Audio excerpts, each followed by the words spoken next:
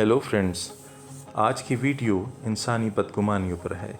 इशफाक अहमद कहते हैं कि हम समनाबाद में रहते थे, जो कि एक पोश इलाका था।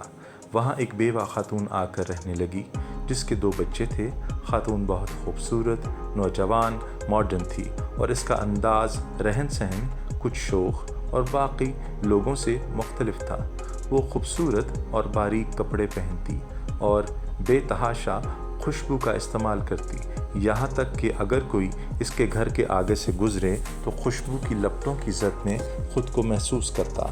खातून जासूसी अदब से शुगफ़ रखती थी और सारा दिन जासूसी नावल पढ़ती रहती और बच्चों को घर से निकाल दिया करती थी।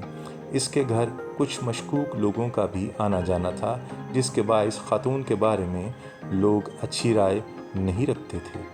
इशफाक अहमद कहते हैं कि हमारे घरों में आपस में और जुम्मा मुबारक के वक्त मस्जिद में भी बातें होती थीं कि मोहल्ले में ये कौन और किस किस्म की खातून आकर रहने लग गई है। एक दिन ऐसा हुआ कि वो सब्ज़ी की दुकान पर गिर गई और 3 दिन बाद इंतकाल कर गई, और जो लोग इसके घर आते थे वही इसे कफन दफन के लिए साथ ले गए।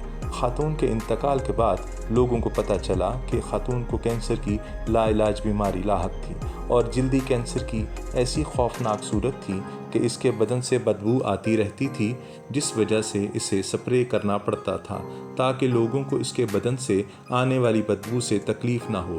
अपनी इसी बीमारी की वजह से हल्का फुल्का बारीक लिबास पहनती थी ताकि ज़ख्मों के साथ कपड़े उलझने से इसे तकलीफ़ ना हो।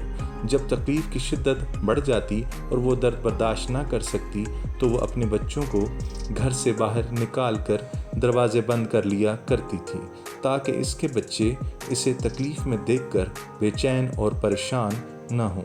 इसके घर आने वाला एक बंदा इसका देवर था, दूसरा इसका फैमिली डॉक्टर था और जो इसकी देखभाल पर मामूर था, और तीसरा इसका वकील था। आखिर में इशफाक अहमद का कहना था कि हमें तनकीद का काम अल्लाह पर छोड़ देना चाहिए, जिसने इसके लिए एक वक्त मुकर्रर किया है।